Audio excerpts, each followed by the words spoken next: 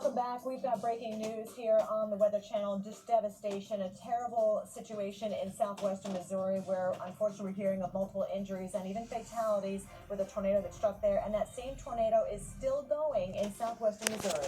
Yeah, we're still concerned about debris falling, reports falling, or debris falling at Anderson High School there in Missouri. McDonald County still under a tornado warning at this time, and we can still have that same tornado that did some massive damage there around Joplin. Now it's moving on towards Noel, as well as Southwest City, also the Lanigan area. And again, there was a report of a debris ball on radar as well. That, if you listen to our severe weather expert, Dr. Greg Forbes, that's a horrible thing to see when you have debris suspended up in the atmosphere so the radar can reflect on it. Again, McDonald County under a tornado warning right now, and this cell is moving to the east at 30 to 35 miles per hour, so it's moving pretty fast, and it could be wrapped in rain, so difficult to see, and the sun should be setting here around 8:30 or so, we're about having a half hour, 45 minutes of some daylight before we start getting even more dangerous time of the night. We have overnight tornadoes as well, and we are still concerned about even the city of Branson and some cells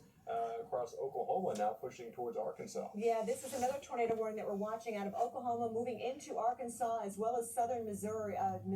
And so this is where we're also concerned.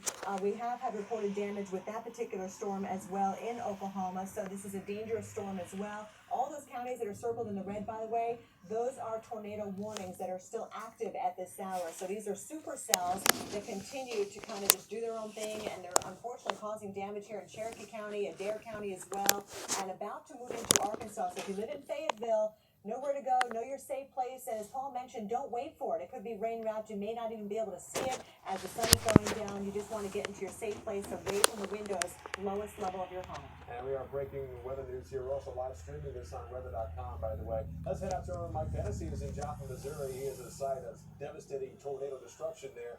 And Mike, again, basically look at the trees behind you. This time of the year, they should have a full canopy of leaves, and some of the bark has been ripped off. Yeah, I mean, it really is a stunned community this evening. And you look at these trees, many of them have just been completely uprooted, but you have large, giant trees there that are missing branches. They've been debarked. There are homes here. I mean, you take a look at this home right here. It's been removed off its foundation. The only safe place to be in this home would be down in the crawl space, because the remainder of the home is not even there. So if you were to take refuge maybe in a closet or maybe in a bathroom or something like that, you may not have made it. You could only survive underground there. But look at the homes. I mean, look at the vehicles. They've been just mangled here. Vehicles over there that have just been absolutely crushed. We've got power lines that are down right now. There's a smell of natural gas and gasoline in the air, and the damage goes on. As far as you can see, we're not exactly sure how far the damaged path is. We, from our vantage point where we are, would say it's at least 3 miles long and about a mile wide. So we know we had a very large, powerful, multi-vortex tornado that was reported, but still search and rescue continues right now. We know that the neighboring Galena Fire Department has arrived on the scene, and they are trying to help. They just don't have any information where to go, what to do, so they too are in a bit of disarray right now, just trying to go door to door and find people that may need assistance. Basically, it's just come up to a firefighter. If you're looking for somebody, if you think your neighbor's missing, or maybe you've got a loved one, a family member that's missing, you just go up to a firefighter and say, hey, help me. I need to find somebody. It's devastation everywhere you look. The sun's now setting off to the west there. This is the St. John Regional Medical Center that has taken a significant hit. We were actually told a story that one of the nurses was saying that they had about 5 minutes warning, and that was it. And they just ran for cover. Windows started exploding, and she actually even witnessed a man that was actually thrown out of the building, tragically. So just an unfolding situation right now. We were actually chasing this tornado. We were in behind it in a very heavy rain and hail core. Couldn't see anything.